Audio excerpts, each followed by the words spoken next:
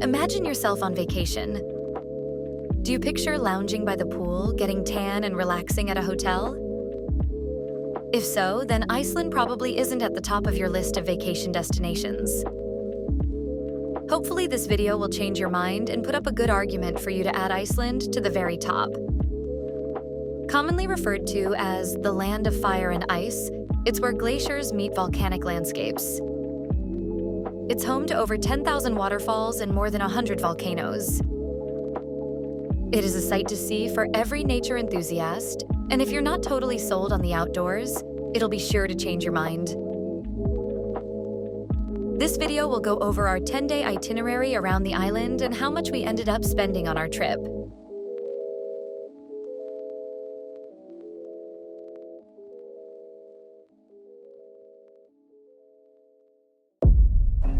Our group of 5 arrived in Keflavik around 6:30 a.m. After immigration and customs, we waited at a meeting point sign for our car rental company's shuttle to pick us up. We finally got the keys to our camper van and were ready to start our adventure. After getting groceries, our first stop was Kerid crater. It's a lake formed inside the crater of an inactive volcano.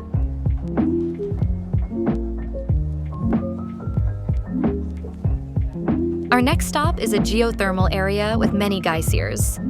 Fun fact, Iceland is where the word Geysir originates from, meaning to gush. There is one actually named Geysir, but it's pretty much dormant. Don't worry though, there is one named Strókir that goes off about every 10 minutes.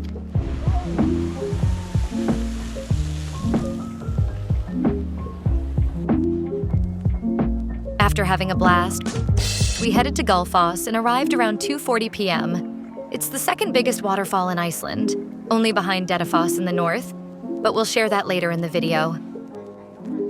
Hungry, we ate at a popular restaurant nearby named Fridheimar, known for their homegrown tomatoes.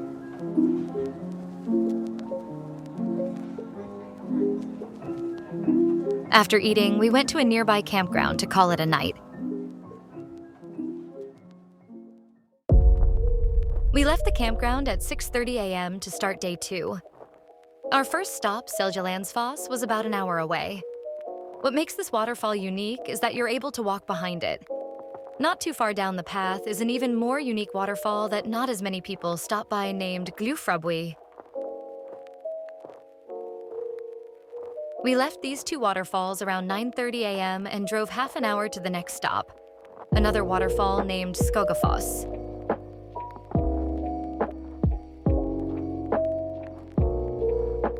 After taking in the view, we made our way to Dyrholaey. It provides a scenic overlook of Iceland's southern coast and black sand beaches.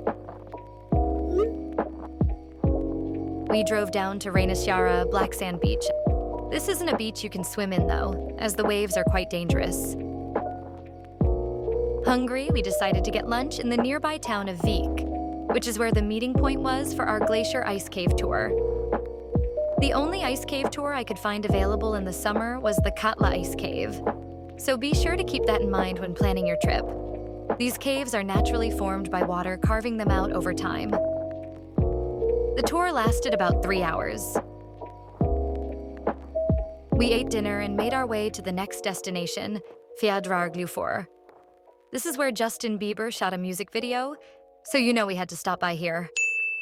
After a long day, we drove an hour to our campground in Skaftafell National Park. We started day 3 late at 1 p.m. and hiked to Svartifoss, located in the national park. It's known for the hexagonal basalt columns that surround it.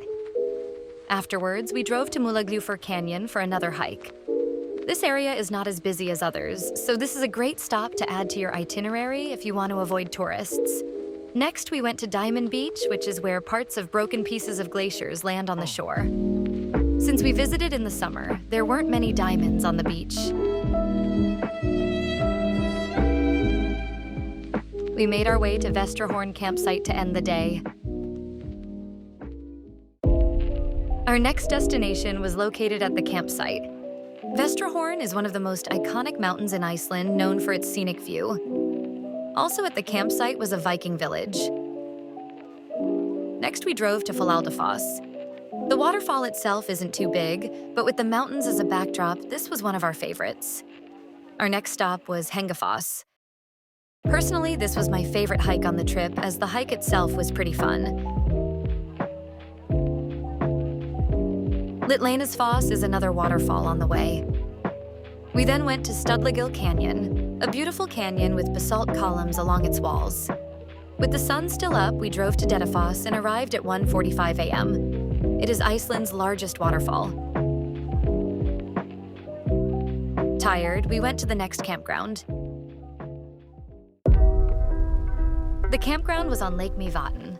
This area has one of the most active volcanic systems in the world, with lots of things to see within a 15-minute drive of the lake.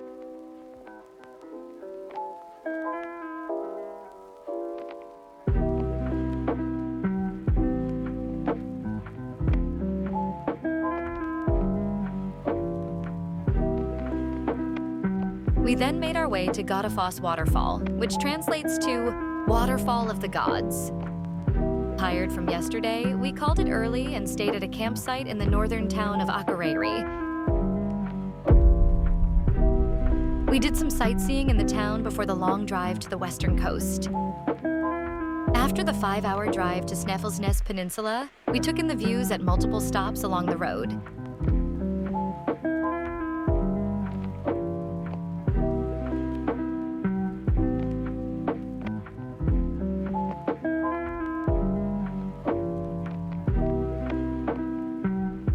We slept at a campsite near the peninsula. On day 7, we officially made it around the island and spent the day in the capital, Reykjavik. We explored the city and bought souvenirs. We slept at a campground outside of the city. We went to Thingvellir National Park. It is located between 2 tectonic plates and was formed by them moving apart. It is the only place in the world you can snorkel between 2 tectonic plates, so you know we couldn't pass on that opportunity. Afterwards, we drove to the town of Seljalandsfoss to get food. We planned on doing more hikes, but the snorkeling wore us out, so we ended up calling it quits and drove to a campsite in Keflavik.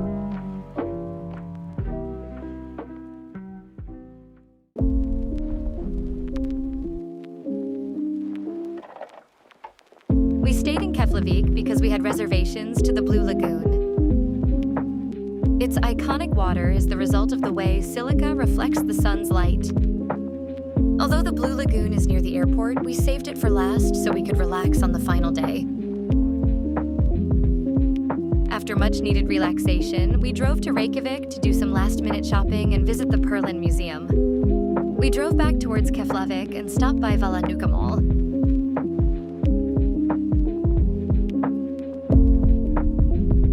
We flew back home on our last day, but I'll use this time to go over how much we spent throughout the trip.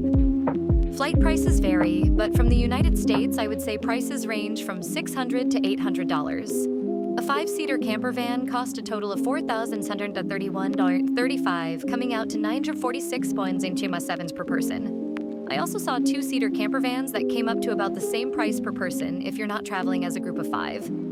Gas cost $587 and coming out to $117.44 per person. Campsite prices vary, but over the 9 nights, it only cost us $159.64 per person. We ate out quite a bit, so food for 2 cost us $758.70. If we divide that by 2, that comes out to $379.35 per person.